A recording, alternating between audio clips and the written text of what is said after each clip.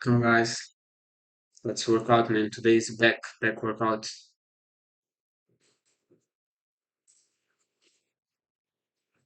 I'm on my dry fast right now, so healing from sickness. For you. And I seen a video you did on alopecia. Yeah. You understand me? I didn't get the opportunity to go through the full video, so I was wondering if you can give me a rundown on what are some of the solutions that people are facing, and what are some of the causes of why so many people are having alopecia today. High acid diets, man. You know, acids. So alopecia. When you look at an alopecia patient, all you have to do is go to a leukemia ward and look at them 2-year-olds. Don't they look just alike? What they got in common is bald heads. So you have to ask yourself, how did this 2-year-old with long growing hair become bald head and look like that she have alopecia? And it's from the chemotherapy that they're giving the leukemia patient. So the commonality is acids. High acid diets is what causes alopecia. If you really want to heal alopecia, you have to drain and cleanse what we call the glymphatic system. You have to cleanse out the sinus cavities. These cavities is full of mucus, and the reason why it's full of mucus because mucus act as a calcium buffering system to acids. That's what they do. Mucus neutralize acids. That's why acid foods bring on a mucosa response. So if you stop eating the acids, you will get rid of the mucus. When mucus and acid mix together, especially when we talking about uric acid from meats, or we talking about lactic acid from dairy products, or we talking about phytic acid from unsprouted beans, once calcium, which is where you get the word calcification from, mixed with acid and mucus, it starts to crystallize.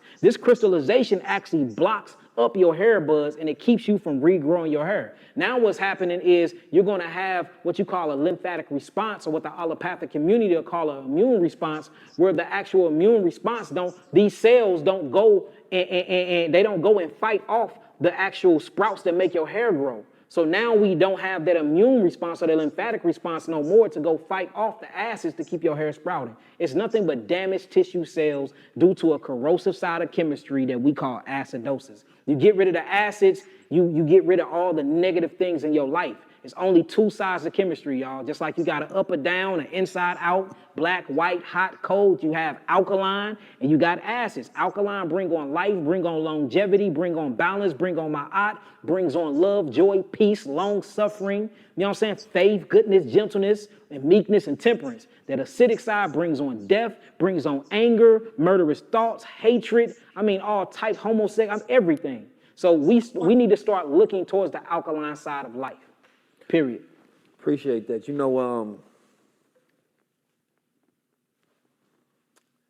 It's something to be said. I wanted to talk about that aspect of people making that transition. Definitely not going to be easy. No. Right? But specifically talking to my men out there, man, the young males, young guys that's in the streets or, anywhere, period, you have a hard time going through that transition. But the reality of it is this, that we're not looking for easy. Part of being a man is to be able to go through difficult things. Facts. You understand me? And make them look easy. Rites You of understand passage. me? Yeah, rites of passage. And I think that we get to a point where in society, everybody want everything to be easy and soft. Like, oh, I don't feel like this, that, and the third. You got to have a vision for your new life and your new self in order to be able to consistently go there. Otherwise, you go fall off at any point in time. And there's something called, I believe it's called Zeitgeburst. And it talks about, it was a connection of that thought process. And when, like, let's say a woman goes through a loss of a spouse, or anybody goes through a loss of a spouse, and let's say you rolling over in the bed, you expecting that person to go be there because there's a certain rhythm and balance within your life.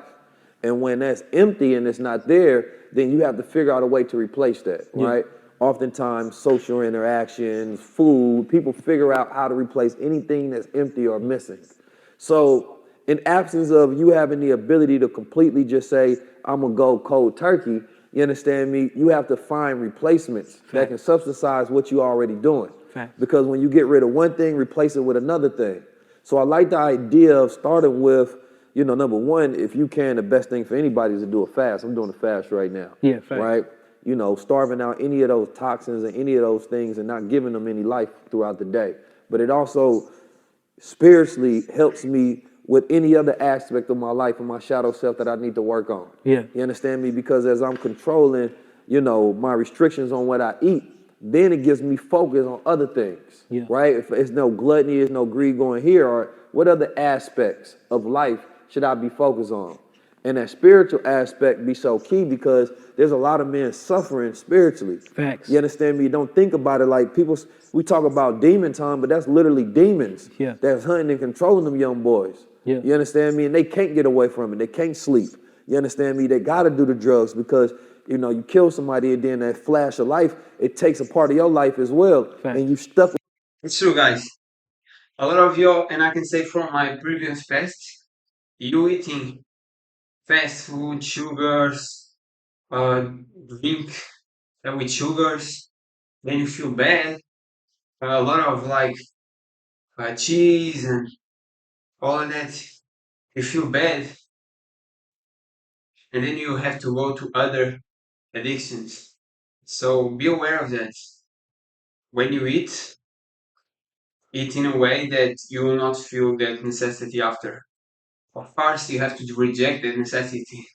Either way, for lucky, I quit all my addictions when I changed my diet, so I didn't feel as that hard, uh, bad feeling uh, after the eating. But sometimes when I eat bad things, fast food and all that, I feel like a very discomfortable feeling that will lead me in the past to go to addictions.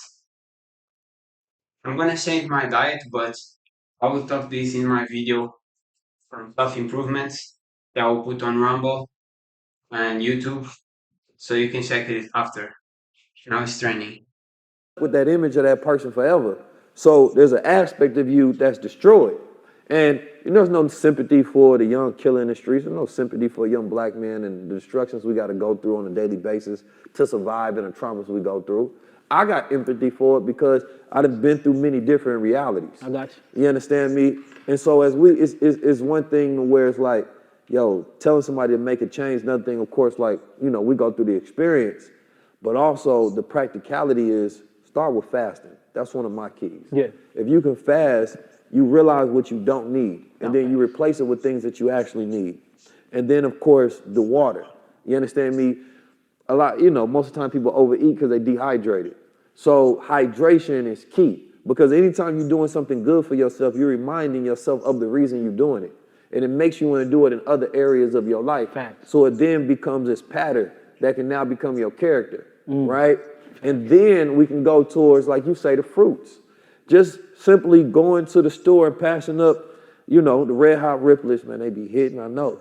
You understand? For people in St. Louis, they know what I'm talking about. Everybody else, they don't know what I'm talking about. But instead, go get a fruit. We live in food deserts on purpose. It's systematically designed to keep you hungry, keep you dehydrated, to not be tapped into source. So you go with those fruits. Then you go with those vegetables. The Honorable Elijah Muhammad, he talked about that small white navy bean. You understand me? It has the power to absorb certain radiation and toxicity, you understand me, within the body. So if I'm going to give anybody a start, man, fasting, water, fruit, you understand me? And if there's a specific food that I'm going to tell you to eat, it's going to be that navy bean. That navy bean? Yeah. But brother, I appreciate you tapping in and you being here. This has been more than a high-level conversation. This has been a high vibrational conversation.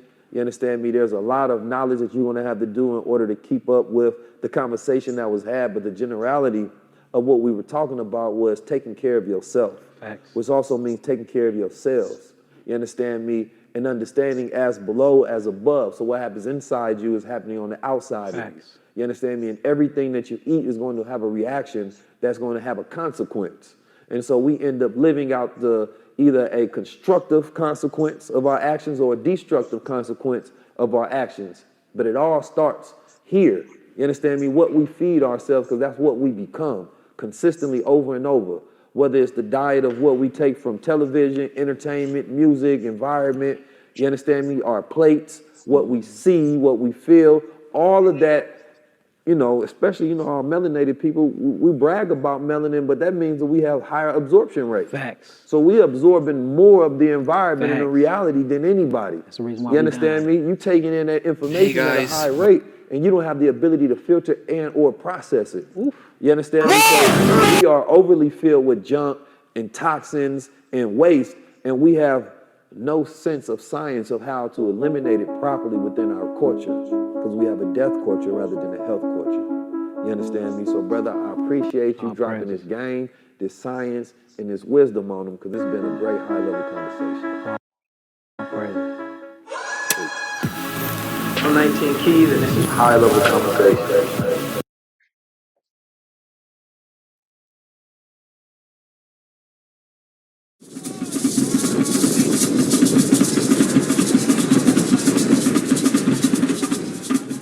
Dr. Sebi was born Alfredo Bowman in a village in Spanish Honduras. He never had any formal schooling. He was self-educated. After coming to the United States, he was diagnosed with asthma, diabetes, impotency, and obesity. After unsuccessful treatments with conventional doctors and traditional Western medicine, Sebi was led to an herbalist in Mexico. So he told me that I could not eat meat any longer, no lamb. I could not drink any milk. And I abstained from all these things, and here I am now at 82. I'm happier than I've ever been in my life. After being healed from his conditions, he began studying and cataloging herbs around the world. As a result, he created natural vegetation cell food compounds that he claimed would cure people from diseases like herpes and AIDS. The first patient was a brother in Boston named Michael White. I said, well, I must send him the compound. I removed from the man's diet lactose, uric acid, and carbonic acid. Milk. Guys, I stopped using the deodorant yesterday. I'm gonna quit it for good, because deodorant, guys, is very bad for you. It blocks and has some, I don't know, I don't wanna miss the terms. Basically, it blocks you from taking out toxins from your body that are bad for your body. So you are letting them in and can give you cancer in the long run and diseases. Starches and meat. By removing these things from his diet and then cleansing his cells, he began to see recovery in 24 hours. When I told my mama that I had cured my 13 AIDS patient, she said, they're gonna get you. In the 1980s, Dr. Sebi ran a variety of ads stating that his institute cured AIDS, sickle cell, lupus, blindness, herpes, cancer, and other incurable diseases. The ad caught the eye of the Food and Drug Administration, and they sued Dr. Sebi for false advertisement and practicing without a license. You defended yourself. Of course I did. I knew that I had sufficient evidence to prove my position. During the trial, the judge requested Dr. Sebi provide one witness for each disease that he claimed he cured. Each witness had to bring documentation that showed they had a disease from one doctor and documentation that they no longer had the disease from a separate doctor. Dr. Sebi was able to provide over 70 witnesses. He was not taken to court to prove he cured AIDS, but many say he still did so within this trial because his witnesses presented verified medical documents proving they had been healed after they said they sought Sebi's help. After hours of questioning and testing Dr. Sebi's compounds, he was found not guilty because his products were essentially food and he was not diagnosing patients. Dr. Sebi took on the Attorney General and won. Not only did I prove scientifically, but I had these diagnostic sheets, and I do have them today. And those diagnostic sheets didn't come from me.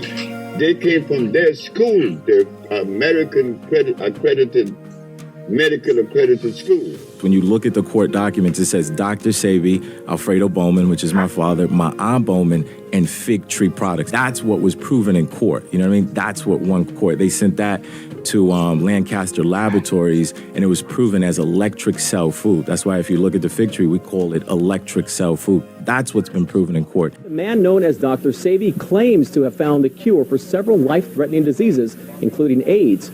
Too good to be true? Well, you be the judge. The lump in Myrtle Rick's left breast is gone. I haven't had any symptoms or problems, anything. Sabrina Peterson's son no longer disabled by sickle cell anemia. He has a lot of energy. I have to make him rest Disease is cured by this man. His name is Dr. Sebi, but you won't find a medical degree hanging from his wall. Instead, a certificate of healing. How did Dr. Sebi say he was healing people of these incurable diseases? The basis behind his approach is cleaning the body of excess mucus, which is believed to be the root of all disease. Sebi stated, "Our research reveals that all manifestation of disease finds its genesis when mucous membrane has been compromised. For example, if there is excess mucus in the bronchial tubes, the disease is bronchitis. In the joints, arthritis." Basically, he believed disease will arise in the body when there is an overaccumulation of this stagnant toxin. He said acid creates toxic mucus and congests the system, leading to inflammation. Sebi preached an alkaline diet will do the opposite and support vitality. My approach is an intracellular cleansing. You have people eating hog, potatoes, rice, and beans. But if we take this substance to a biochemist, he's not going to find any food in any of these substances. If something is of usefulness in my structure, in my biological structure, it must necessarily be electrical. And the only substance that is electrical are those substances that come from the forest we call the jungle. Because the molecular structure is complete, it's not broken. How I found out that black people should be vegetarians, because when I begin to remove you from that meat and that stuff, that grease, you begin to say in 1 week, how the pain that you had for years begin to disappear. His family claims for 30 years he reversed a range of incurable ailments using his compounds and his nutritional approach. He also claimed to cure blindness. He shared this story during one of his speeches. Young man, I said, yes, sir. I heard that you've been experimenting with herbs. He said, yes. Well, I'm blind. I'm blind for 10, 11 years. Could you help me? Oh, great. I said, I'll try. If you make me see, I give you $1 million. I gave the man the substance. When am I going to see?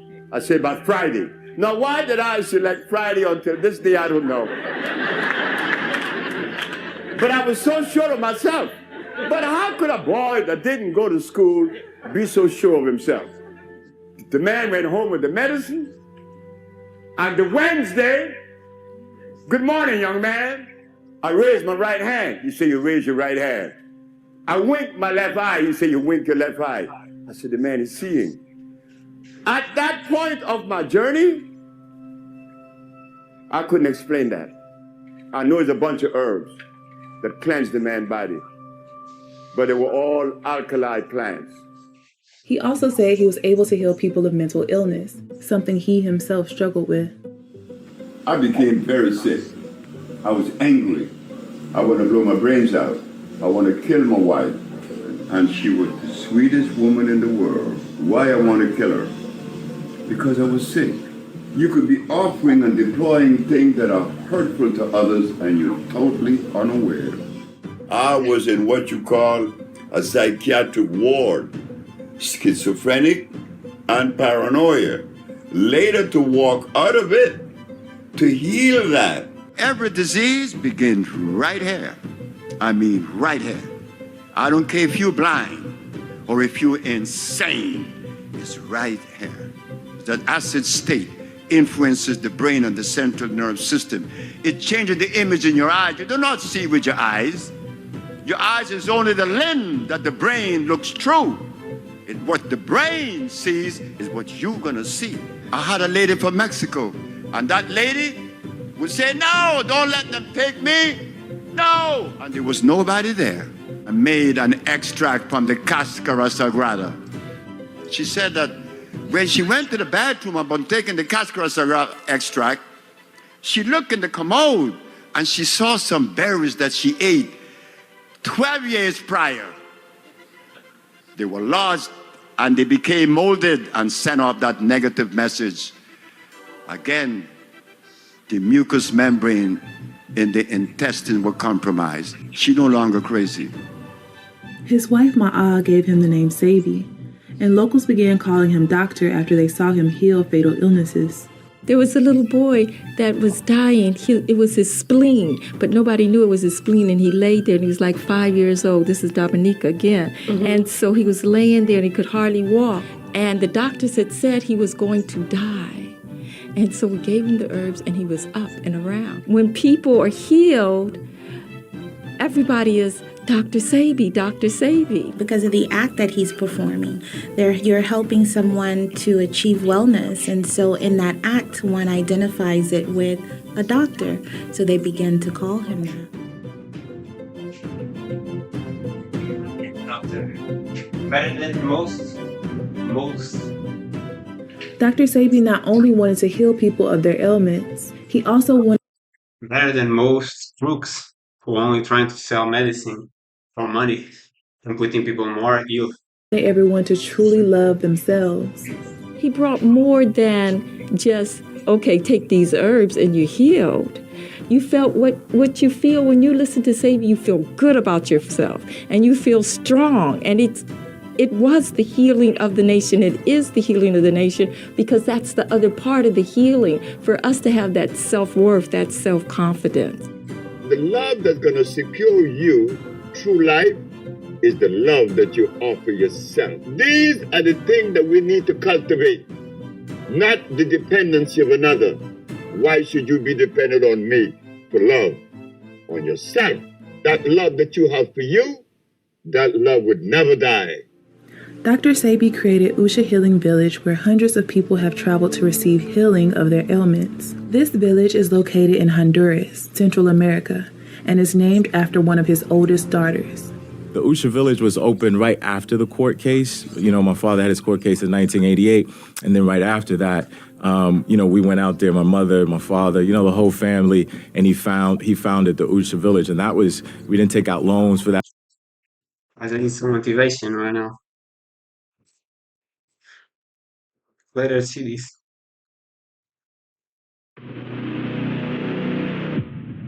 You can see me. I need you to be exactly who you are, because that's the most important thing. Once you know exactly who you are, then I know the individual I'm dealing with. I know the physical capabilities. I know the limitations. I know the mental toughness of an individual, because I'm getting that real person, not the fake individual. And once you see that person, the mindset kind of takes form on its own.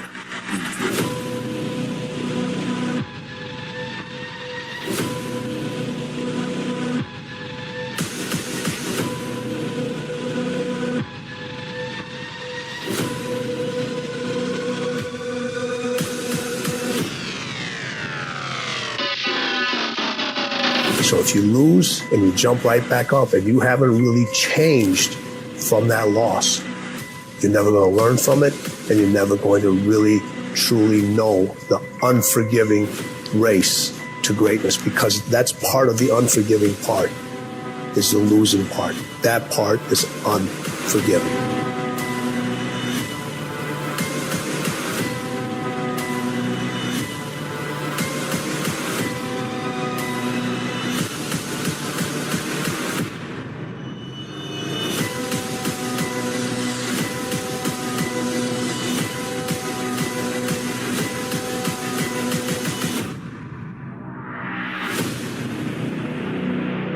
What's the one thing to success?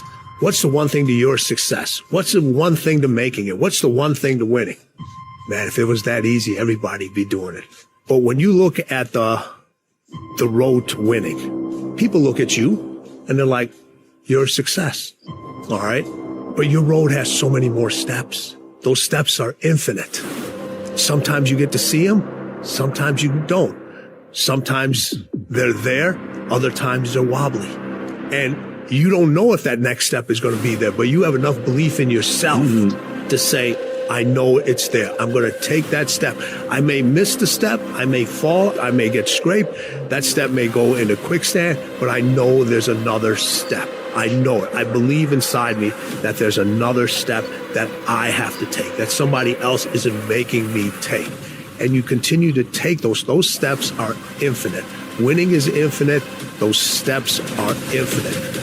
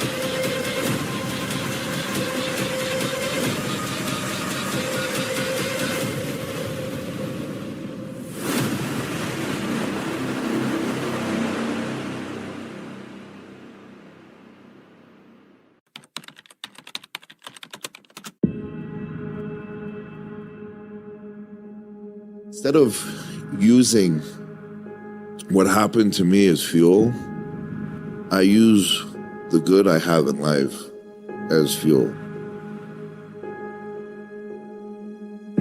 Truly believe that you can win the Olympia? 1,000%. I have everything I've said I was going to do, I've done it. And I will be Mr. Olympia.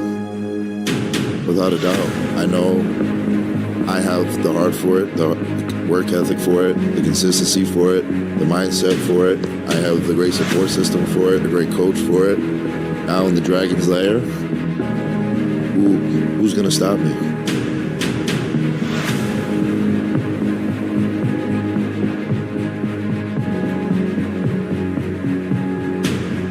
I never would have thought I would be able to accomplish so much with the childhood that I had. I honestly thought I would be dead or behind bars at this point. The only thing that really got me into it, what helped me, get rid of it a little bit, was training. Even though it was an hour and a half, 2 hours out of the day, it kept me out of trouble to a certain degree.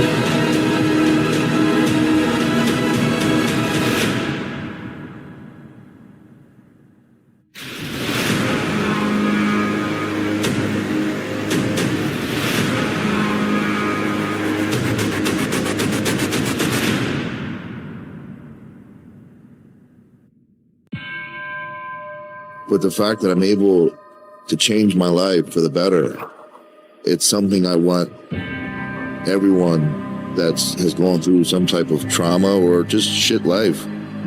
You can turn the shit around. You just have to want to, That's the big thing.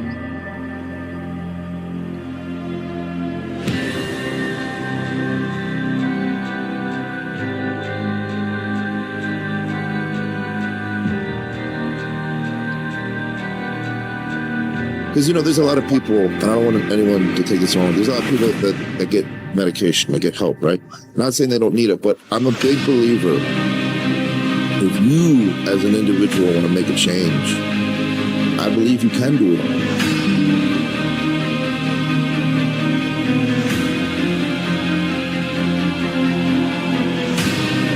It starts with you and your mental, and if you really want to make the change, I believe you can do it on your own. It's not going to happen overnight. It's not going to happen in a week. It's not going to happen over a month. But you can't just give in to the bullshit. And if you keep fighting the fight, there's always light at the end of the dark tunnel, no matter what.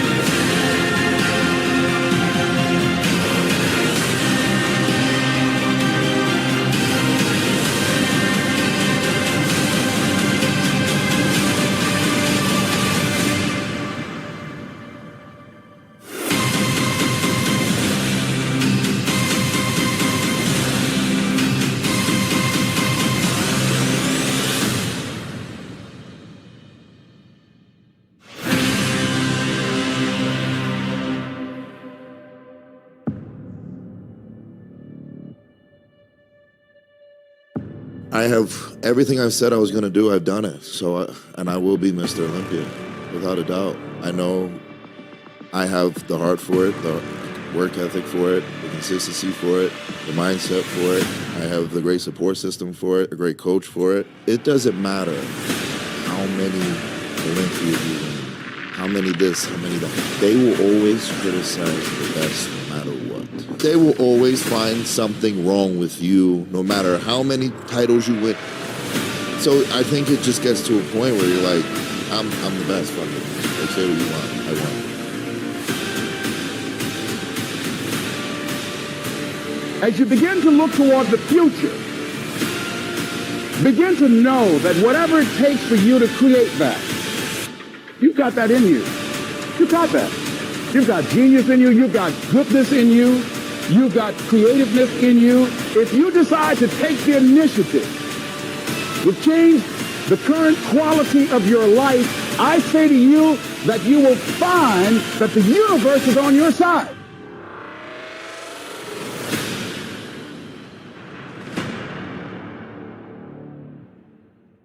Big weights. That your life deserves the concentrated effort to begin to look at how is it that I can express more of me? How is it that I can bring my ideas out here now? How is it? And start living with a sense of urgency because you're here today. You're gone today.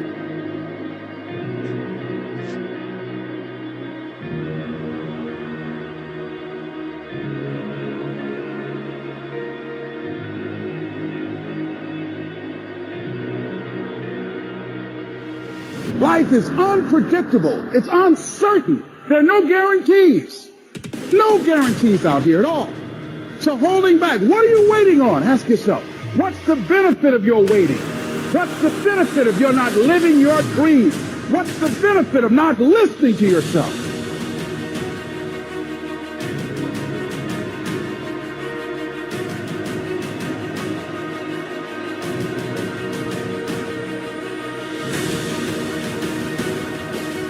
When you're working at your dream, somebody said the harder the battle, the sweeter the victory. Oh, it's sweet to you. It's good to you. Why? See, when it's hard and there's a struggle, see, what you become in the process is more important than the dream.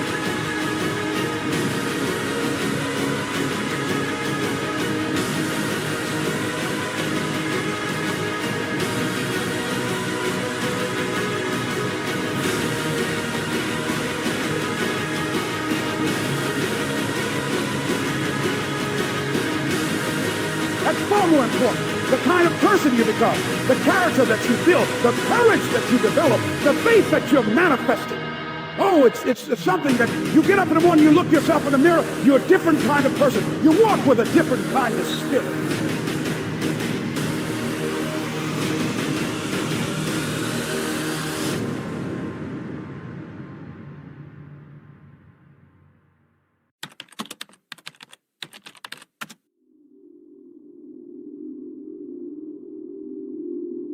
You've got to proactively prepare to catch yourselves. When you find yourself getting negative with people that you have allowed to push your buttons, when you find yourself becoming negative about what's happening to you and the circumstances that you're involved in.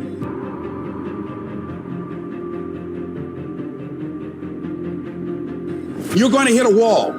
Everybody hits the wall. And that wall shocked some people. That wall knocked the life out of some people. That wall discouraged some people. That wall is painful.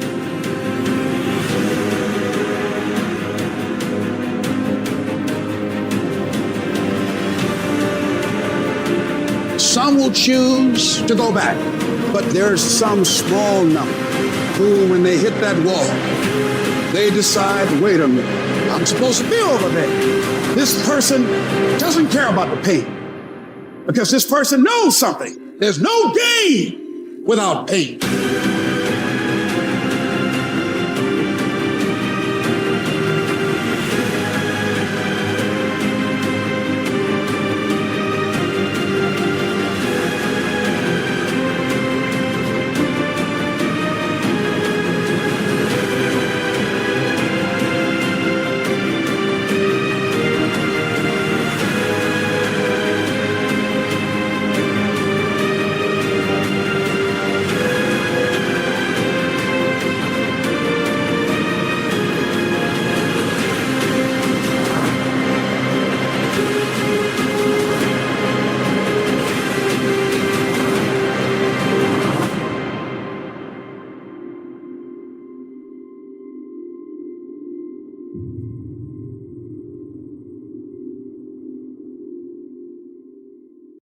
So this person comes back anyhow, again and again and again. And if you keep on hitting that wall, here's what happens to you, that you will have an incredible breakthrough.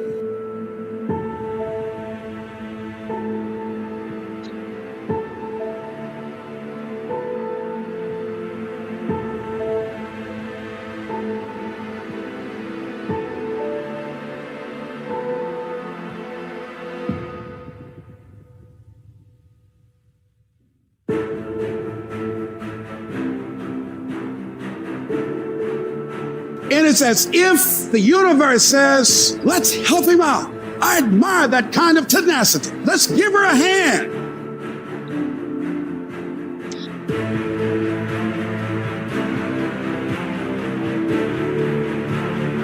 Let's send her assistance, send her resources. It will come out of nowhere as you're working times with tears falling down your face. And you'll look back on the times and you will cherish those times.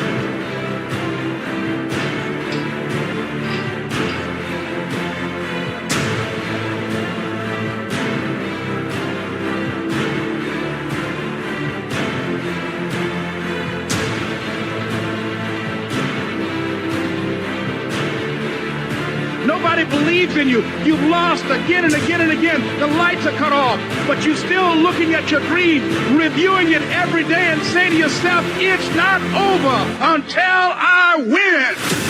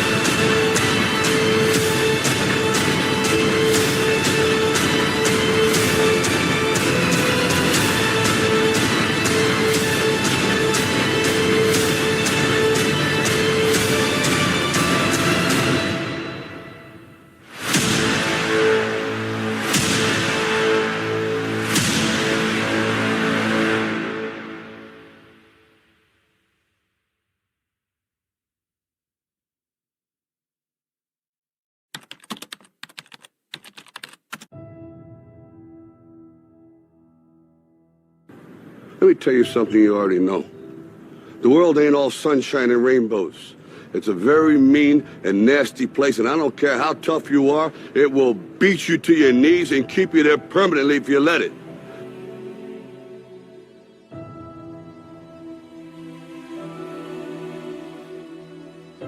You, me, or nobody is gonna hit as hard as life. But it ain't about how hard you hit.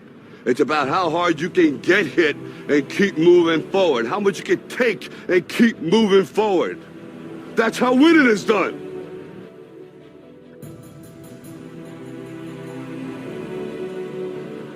Now, if you know what you're worth, now go out and get what you're worth. But you gotta be willing to take the hits and not pointing fingers saying you ain't where you wanna be because of him or her or anybody.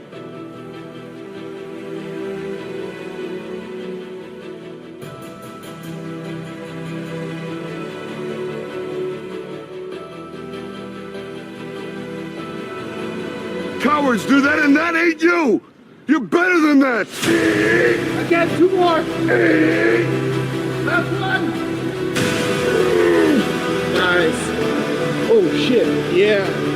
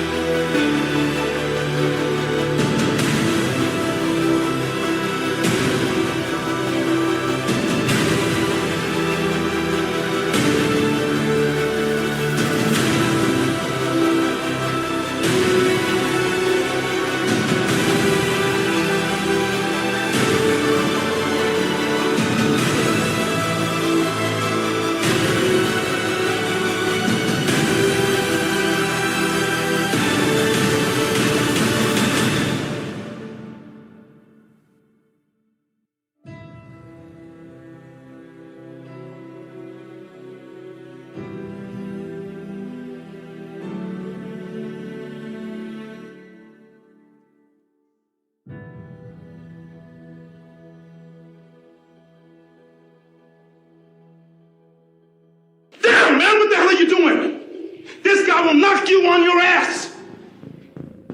You want to live in the hospital for 5 weeks this time? You thought I was tough? This jump will kill you.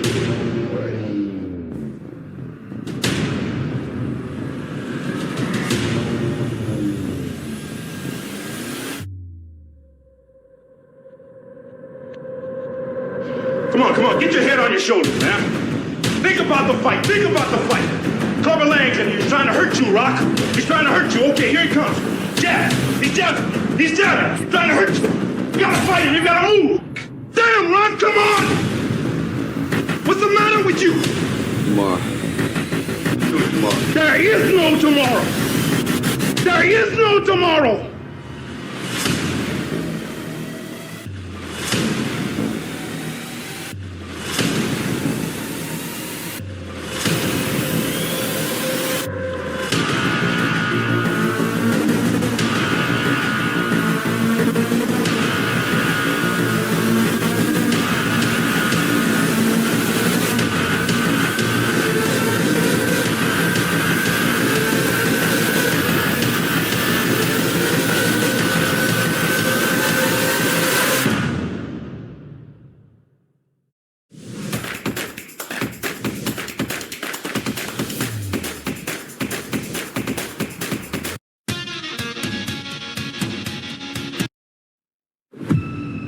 I got this energy that was almost like violence, you know?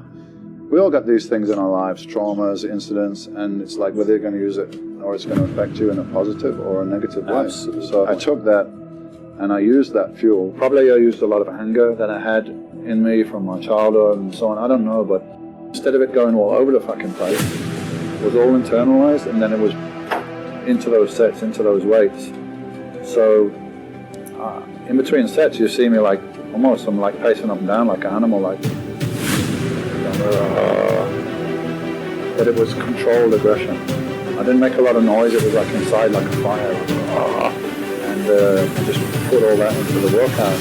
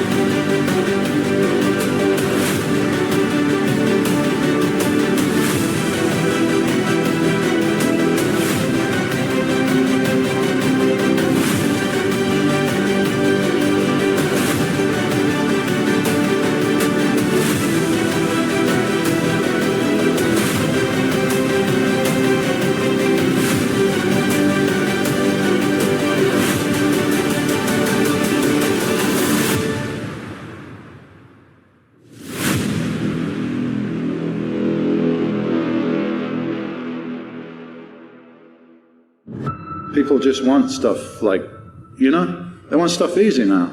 You know, everyone wants to be famous. Put the picture on Instagram, you don't need to do shit, just be famous. Go on Big Brother, be famous for nothing, you've done nothing. Yeah, that's, I don't know, I think that's a reflection of the way things are, perhaps, in everything. It's almost a spiritual side of it, you know, where you want to push yourself to that maximum and see how far you can go and, you know, how far your mind can go into the pain and all that kind of stuff.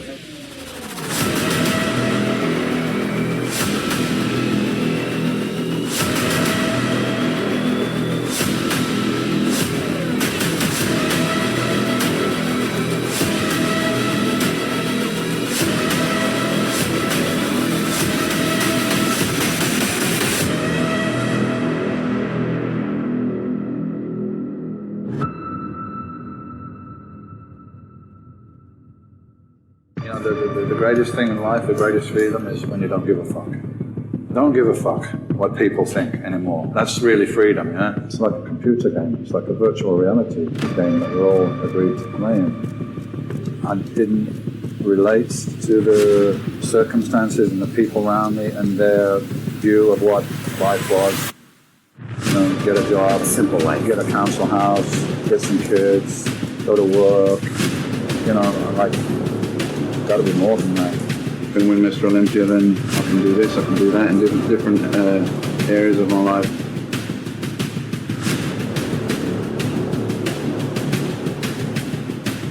And it makes this victory all the more sweeter. And it makes me, reinforces how important the title is to me. And I'll be back next year, I'll definitely be back next year and better than ever. I remember asking Dorian, how did he celebrate when he won Mr. Olympia? And he said, what do you mean celebrate? He said, I was supposed to win. I went home that night and I started training the next day.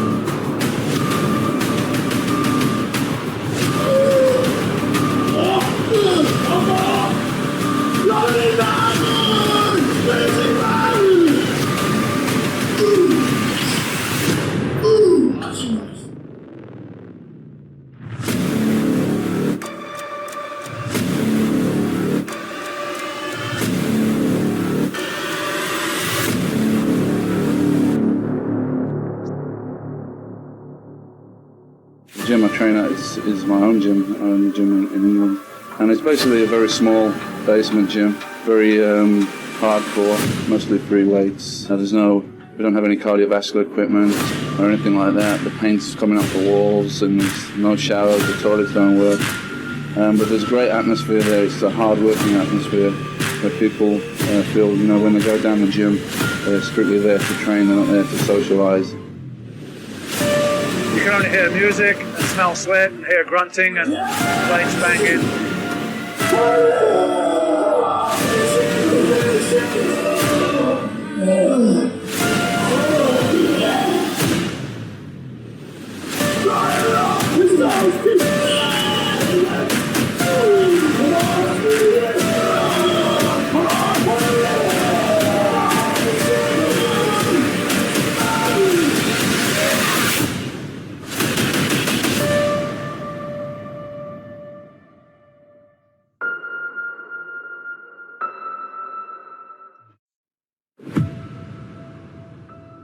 Most consider him the best bodybuilder of all time.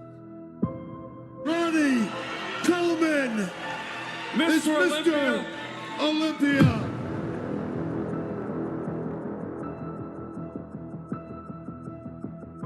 The Michael Jordan of his sport, Louisiana Sports Hall of Famer, Ronnie Coleman.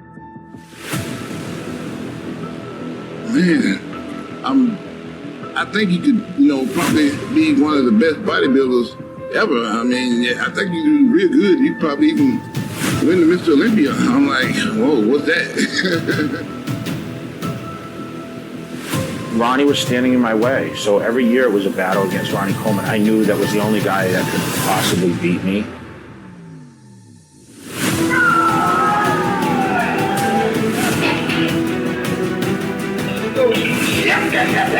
I had some people tell me that I can do it, so I'm just taking it one step at a time, one day at a time, until I reach that goal.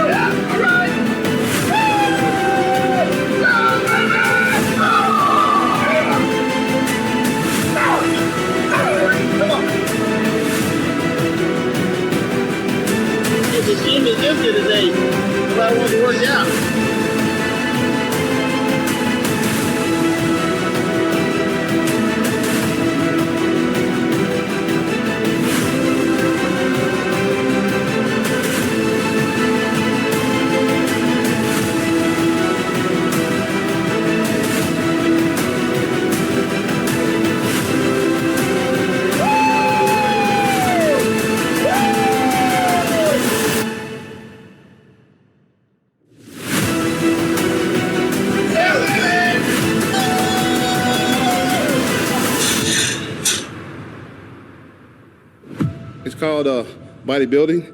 The only way you can build muscle is through repetition. Everybody want to be a bodybuilder, but nobody want to lift no heavy-ass weight. Like these shirts look tired, like towels in there, nothing matter. If you don't have the love, desire, and the passion for something, I'll say that you're doing the wrong thing. So the easiest thing to do is find something that you do have the love, desire, and the passion to do. And I can guarantee you will 100% accomplish it. Ronnie became a whole new dimension. It was unbelievable. You showed bodybuilders that there was a whole other way of size and proportion.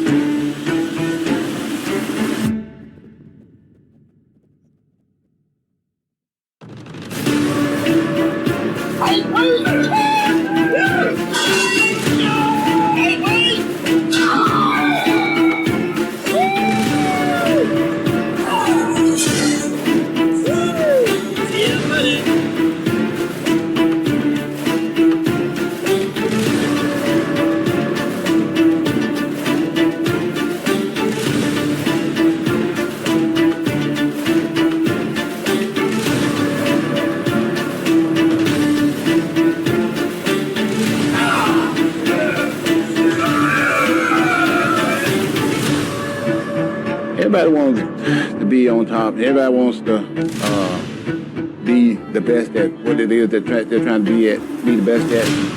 But nobody wants to do all the hard work that it takes to get there. They just want to skip all that and just go and be the best, be number one.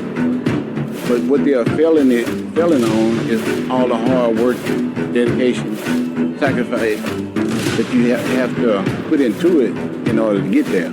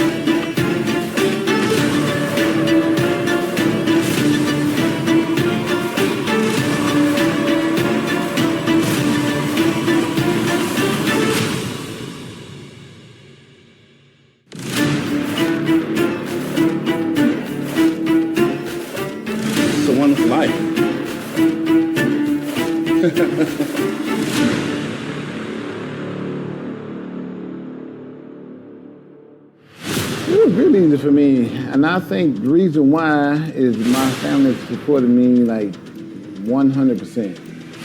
They were there, doing everything for me.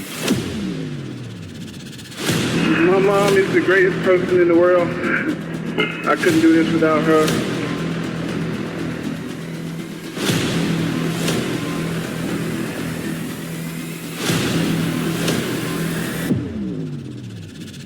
When Ronnie Coleman turned around to the back, and those hamstrings and glutes came out, he's game over.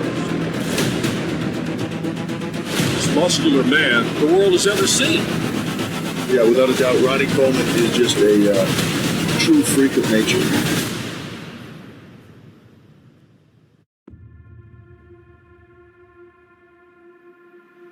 Life offers you opportunities. Squatting is one opportunity. Every day in the gym is an opportunity. You can either stay afraid of the opportunity, or you can take it. If you give up on your dreams in the gym, if you give up on your dreams, I mean, what do you have left? I hate to leave the gym. You know, inside me that could have gave a little more. I hate to know that I gave up. I hate it so bad I'll never do it. I don't care if I'm sick and thrown up in the gym. I'll keep going. If I can leave the gym and go, I did it. I gave. You can't let anybody tell you that you can't do something, especially yourself. Most of us will tell ourselves that we can't. we're less than, we're not good enough, we're not worth it, they're better than us. You gotta think a different way. Think about what you really want. What do you really want in life? It's not forever. Life is temporary. Might as well do exactly what you want to do in this life, because pretty soon it's going to be your last day. You know? I mean, that's just facts. So you might as well live every day as if it's your last day. Do what you really want to do in life. Love what you do. Do what you love. If you want something bad enough, you have a dream, it will happen if you make it happen. You can do the work, of course. You have to do the work. You just gotta believe it, put it in your head, and go move forward with that every day. Go out there and fail. Go fail. Go do it wrong. Get up, learn, do it better. That's what the gym teaches. People don't think. People think, oh, it's just the gym. The gym is life.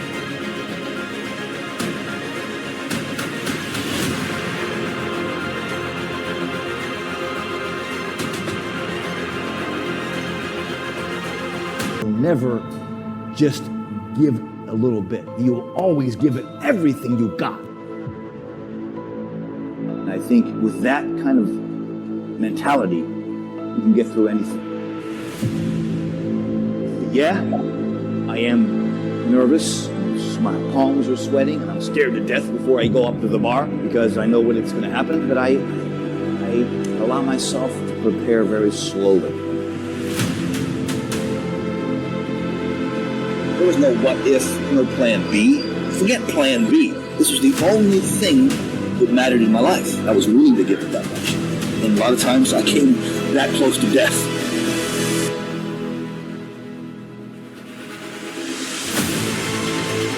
Welcome to the pain zone. It's where we live.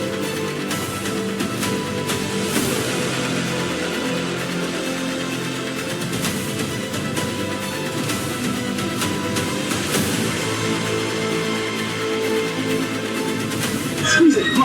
Squeeze! Harder! Yeah! Yeah!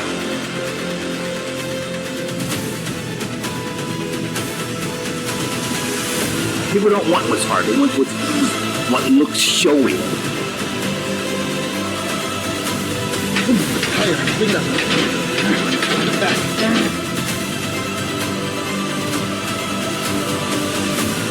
I can do this. I can do anything. The same attitude I had at the squat rack for all those years.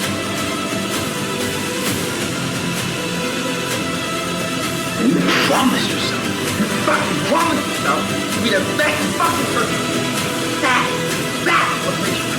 That's what makes you grow. Nobody fucking knows the secret. That's a big hand now for the Golden Eagle.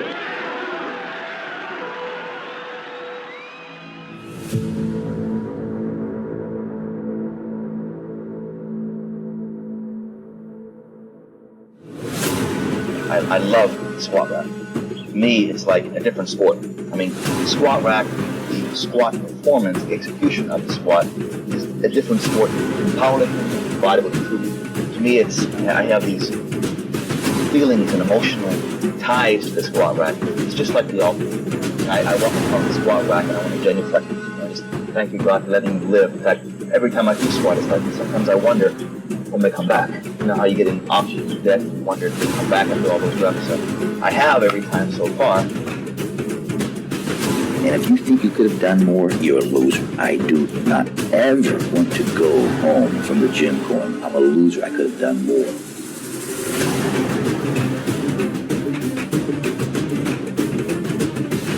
I mean, there are many times where I looked at myself and said, do I really have what it takes?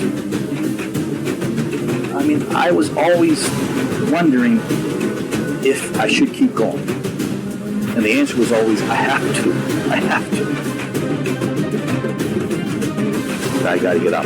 I gotta keep moving forward no matter what.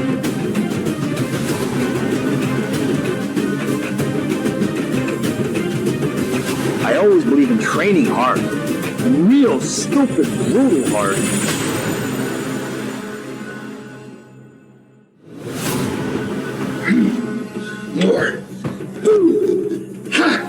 some people believe that training to failure is when they want to stop, not when you want to stop.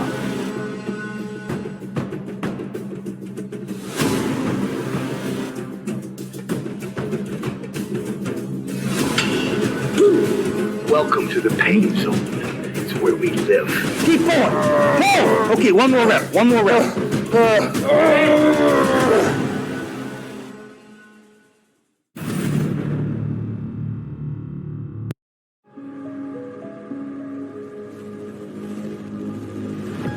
Today, it's again time to hit shoulders. Time to burn the side delts. Side delt basically gives you that whip, gives you that V-taper and makes your waist look smaller.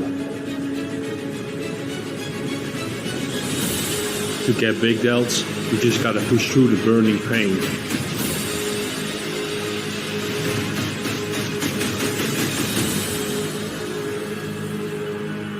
It's shoulder day. Let's fucking do it.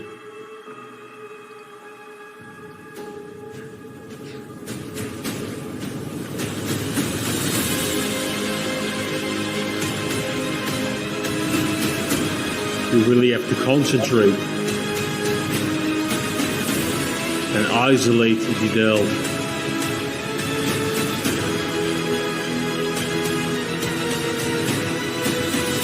You have to squeeze every rep.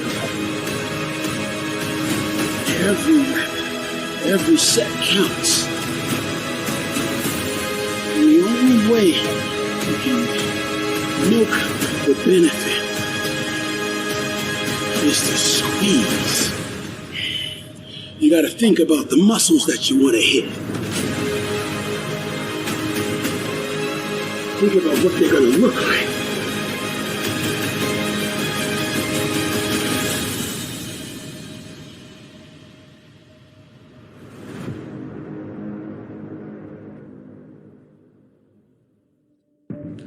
Every morning you wake up, there are two doors. And there are thundering knocks at each one of them. Behind one lies your destiny and living. Behind the other lies death. Being alive, having breath, your heart pumping blood, being able to see through your eyes, that's not living, that's being alive. Living is engaging your life with intensity and passion. And you know what I'm passionate about? I'm passionate about work, achieving my goals. All the motivational books, all the inspirational quotes. The bottom line is, do the work, do the fucking work.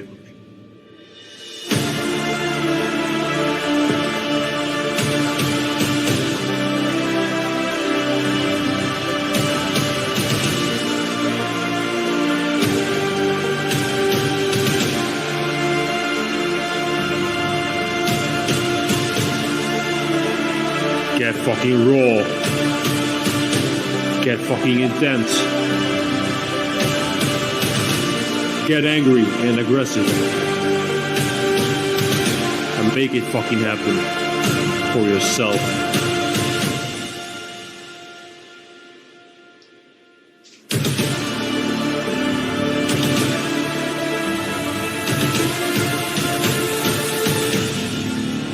This really adds to the width.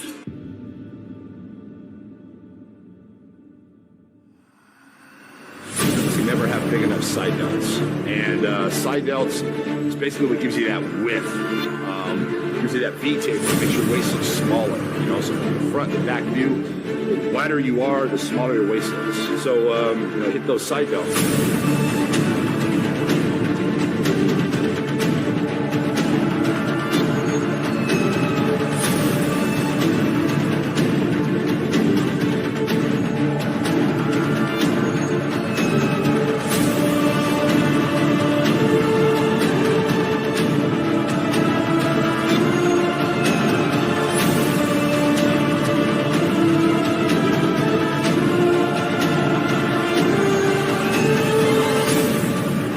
Today is another day to wake up and again smell reality. Take your head out of your daydreaming ass and realize your life is real. It's not a fantasy.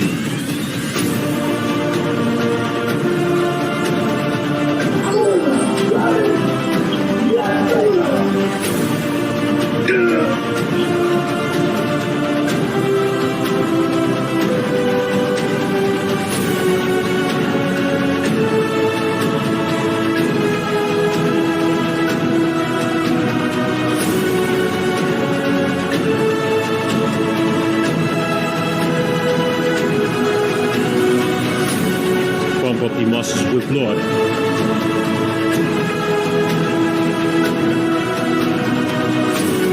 Put in the reps. Put in the work today.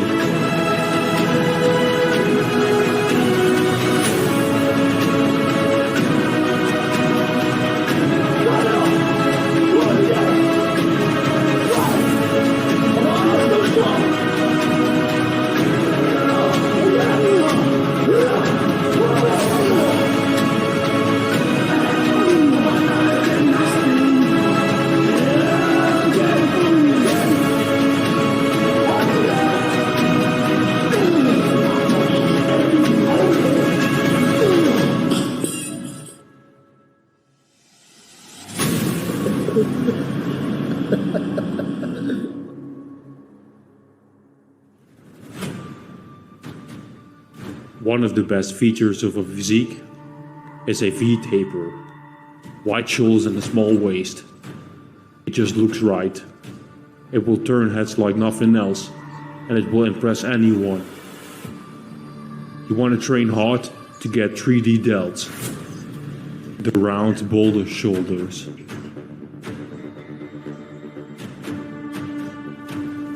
Jay, your shoulders are like bowling balls. You gonna show us how to work them today? I guess we got some shoulders to punish. Here we go.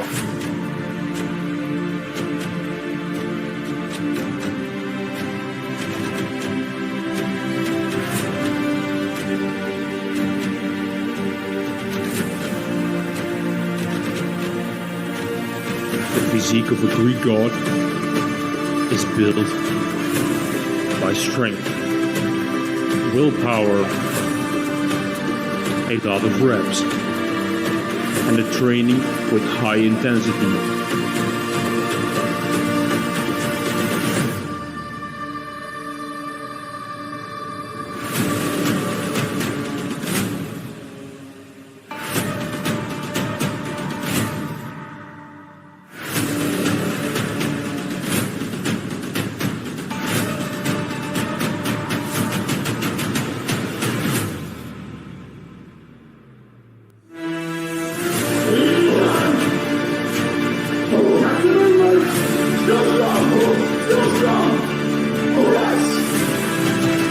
Push your body to the absolute limit,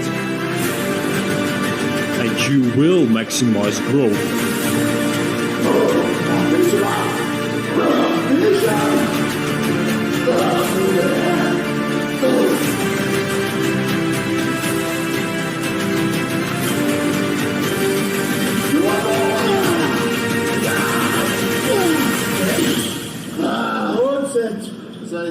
Thank you for working hard. See you next time.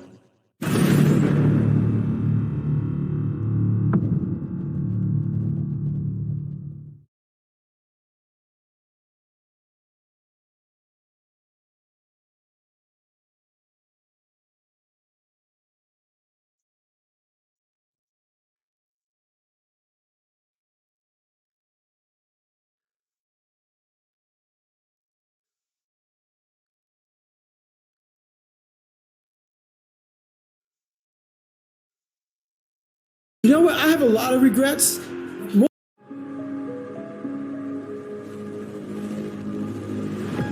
Today, it's again time to hit shoulders. I always felt, when I was 9 and 10, there was something special I was supposed to do. Bodybuilding was on my mind, and I trained in the basement with my dad, and the gym has always been my home. And I knew this is what I was supposed to do in life. I had no doubt that this was my destiny. This is what I was supposed to do in life. Life will take you down. Living is getting up every day. And when you're that way, there's only one way to go. And that's up. Get up. Just get up. Keep going. I don't care if you're on your deathbed and you're dying and it hurts and anything. You have to promise yourself that you will not ever be a loser.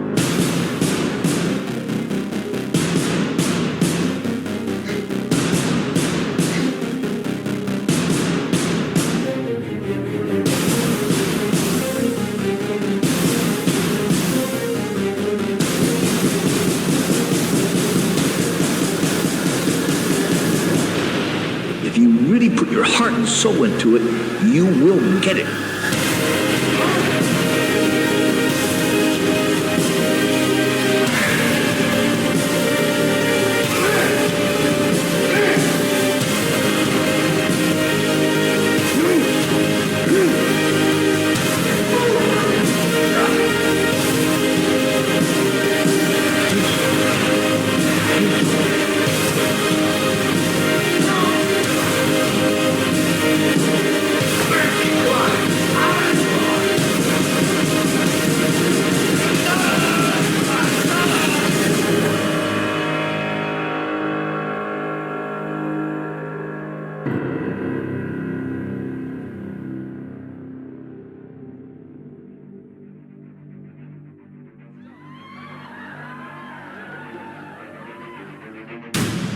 Success is not something that happens to you.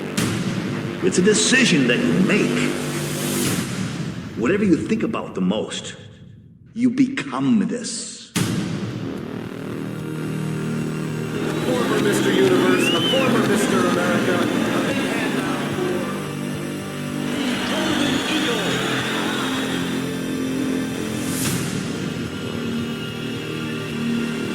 Tom Glenn.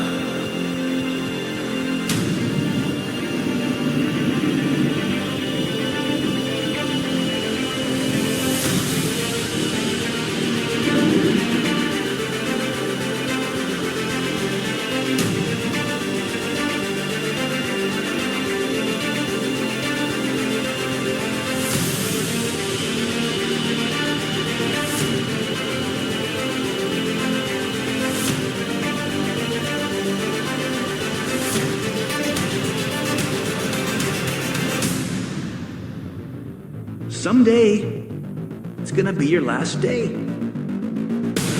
So you might as well do everything you want to do and be totally spent. Go after stuff. Have dreams. Think big. Think huge.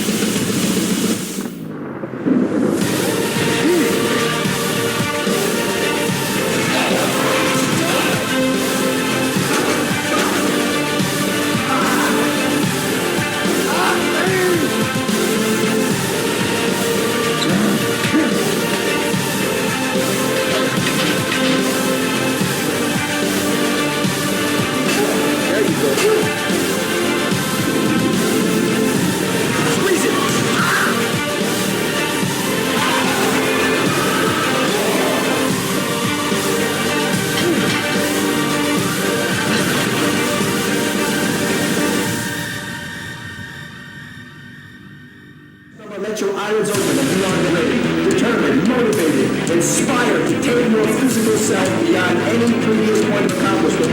Eyelids open now.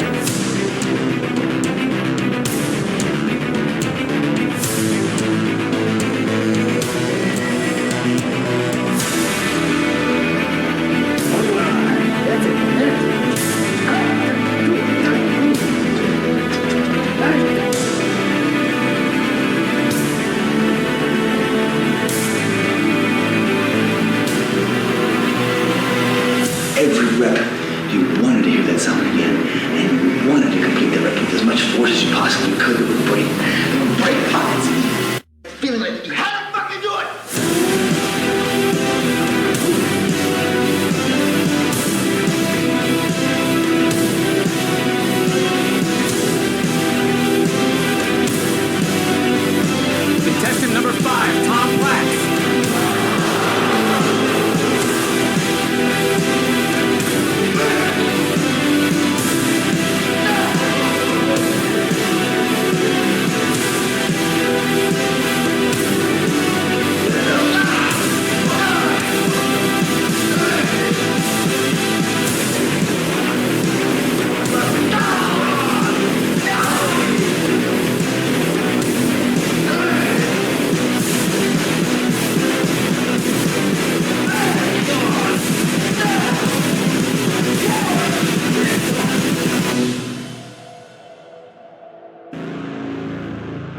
wasn't special.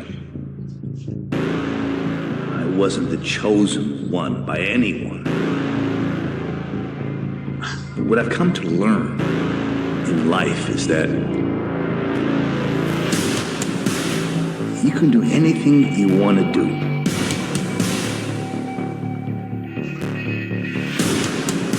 Life doesn't happen to you, it happens for you.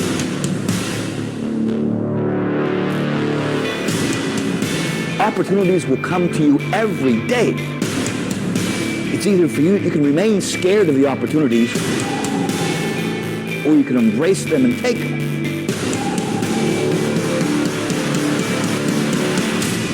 You cannot let anybody tell you ever that you can't do something, especially yourself. And the first award goes to the man in 6th place, Tom Clad's USA.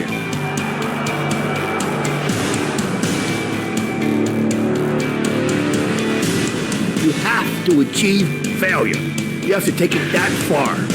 Nobody wants to go that far. It's too scary.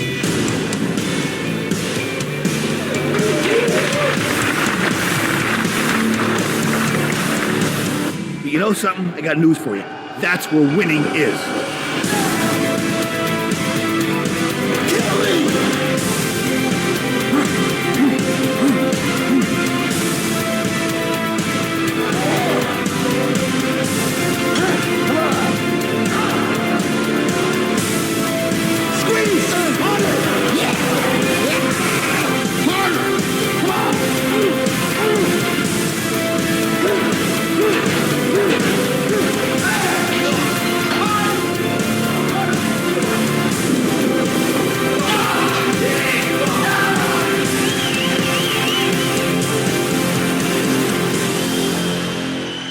If you give up on your dreams, what do you have left?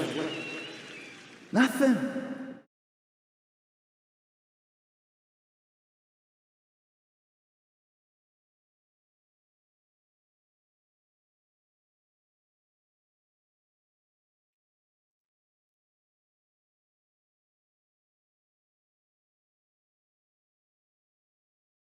A absorção é rápida, o alívio foi rápido, sim. Nimed Gel, alívio rápido da dor e da inflamação. Fake news, guys. Like Marty, don't listen to this shit. You can see it perfectly, but don't go to advertising, man.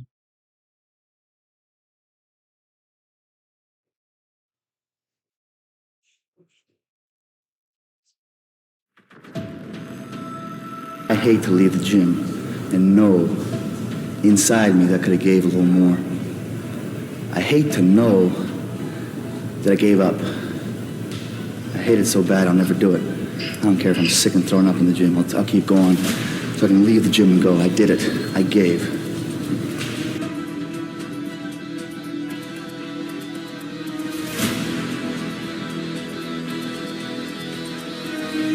Giving it everything you have, a little more. Satisfies me when I leave the gym. That makes me feel good about me.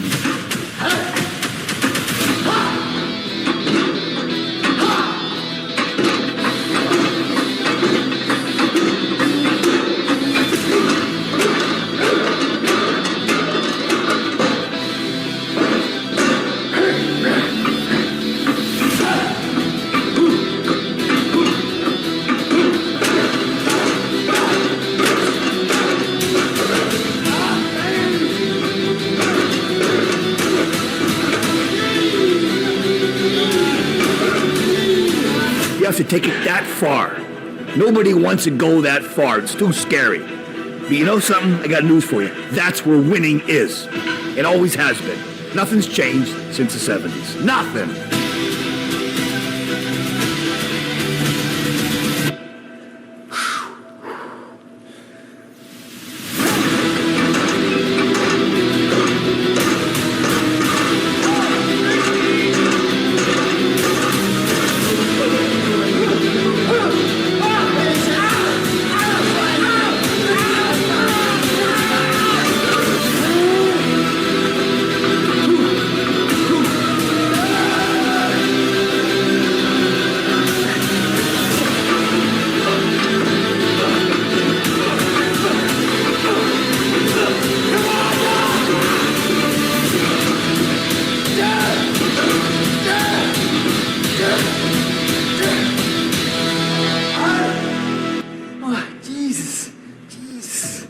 bad for my back. It's bad for my knees. You know? You're right. Get out of the gym, buddy. You know? I always believe in training hard. Real stupid, brutal hard. Training to me was life and death. I came close to death. Crazy. I gave it that much. And was it worth it? Hell yes! But when you're totally spent, man, the feeling is wonderful. So if I give everything I got, I can't lose.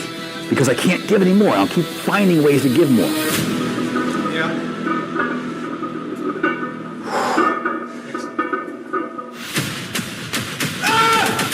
Jesus!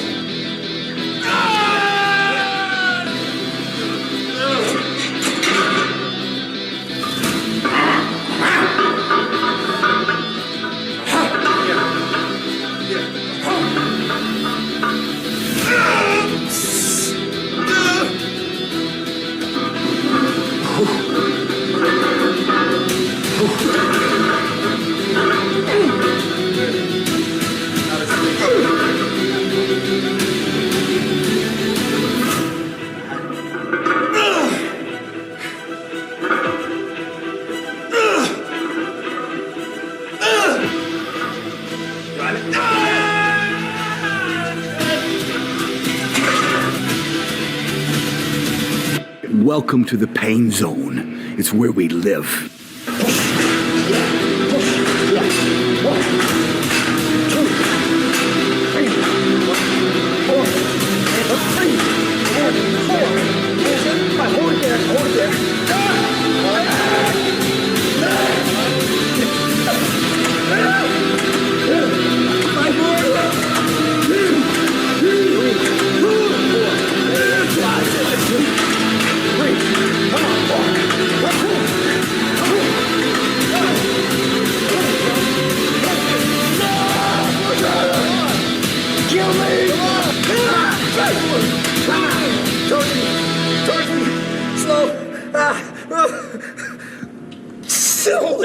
Hold it. Get tight. Okay. Go. Right there. Ah! Hold it up. No. Come on. No. Come on. Fight right now. Fight. No. This is your life. No. Come on. Dig. I mean, fucking dig. That's it. Good. Damn. So when you come to the gym, you've already been successful. You demand of yourself. You expect success. You see success before it actually happens. That's visualization. That's seeing. Belief. I saw him saying how he gave all, but I didn't know it was like that. Basically, like one torturing. That's crazy. Yourself.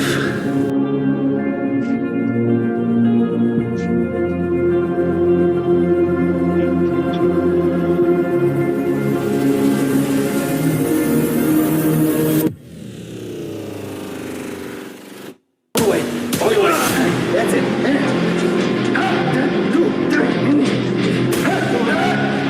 Come on, everything.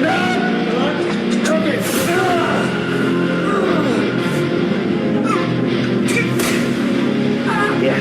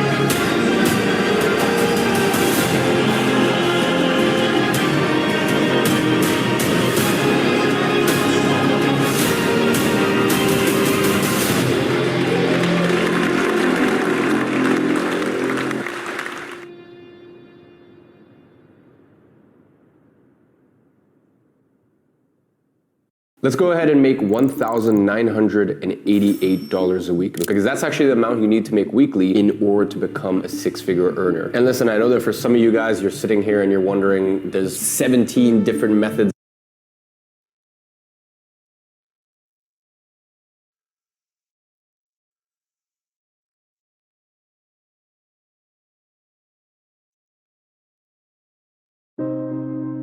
I always felt, when I was 9 and I'm here to talk about success. I always felt, when I was 9 and 10, there was something special I was supposed to do. Bodybuilding was on my mind, and I trained in the basement.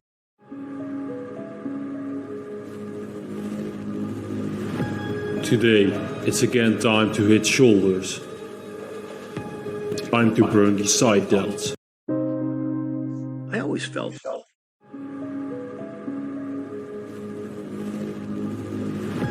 Today, it's again time to hit shoulders. I always felt, when I was 9 and 10, there was something special I was supposed to do. Bodybuilding was on my mind, and I trained in the basement with my dad, and the gym has always been my home. I'm here to talk about success. The first rule of success is to have a vision. You see, if you don't have a vision of where you go, and if you don't have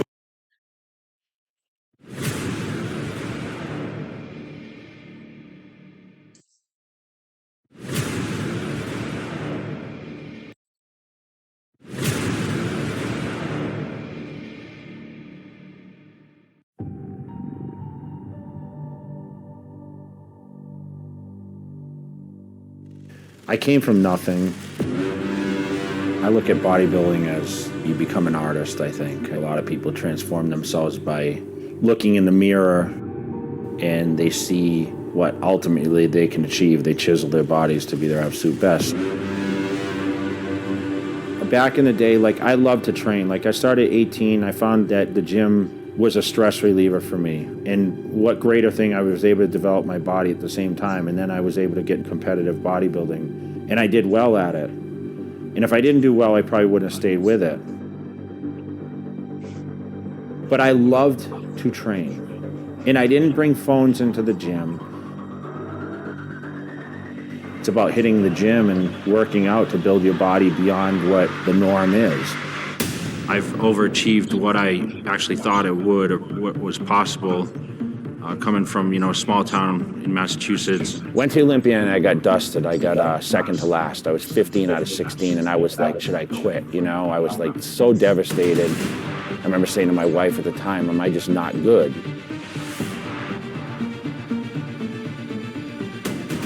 I never thought I'd be Mr. Olympia, I'll be honest. I thought that my body would only go so far. My goal was to be a certain weight. When I started, I said I want to be 240 and I would cut it off at 240. But what I realized as I got closer to competing, the competing side pushed me to be bigger, because I figured, why stop now? Why waste the ride that I've been having? And I'm going to go all the way to the top. Consider a bodybuilder an artist, but I would also consider someone that goes in the gym and builds their body to look like a superhero. If you really think deep into that, it would be a type of artist would actually do that. You're creating a vision of something that, you consider the ultimate, and people craft their bodies to be what their ultimate look is set out to be. I challenged myself every day when I went to the gym and said, okay, can I be stronger this week? Can I do this movement and feel better about it from the week prior? What challenges can I face? Was every day be able to look at myself in the mirror and see what I'm building. We're gonna crush it.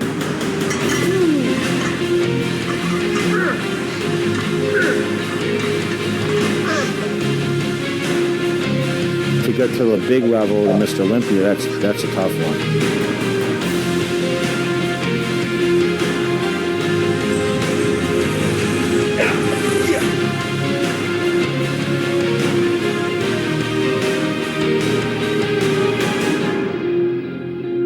You have to have a strong mentality to be able to maintain being the champ. You have a lot of negative when you're a target. and people will criticize you. You have to know how to handle it and not shout back and not be consumed by the negative comments, and surround yourself with the positive things, but not the over positive things. So if you're someone in your team hyping you up and telling you, don't worry about it, you got this, it's easy for you. You need sometimes people like, hey man, keep working harder, keep doing this, and keep improving. And I was very, very good at that. I would ask and evaluate the people closest to me, say, okay, what can I do to improve? Or what do I need to improve? Where was the closest competitor exposing my physique? And that's what continued to make me work harder.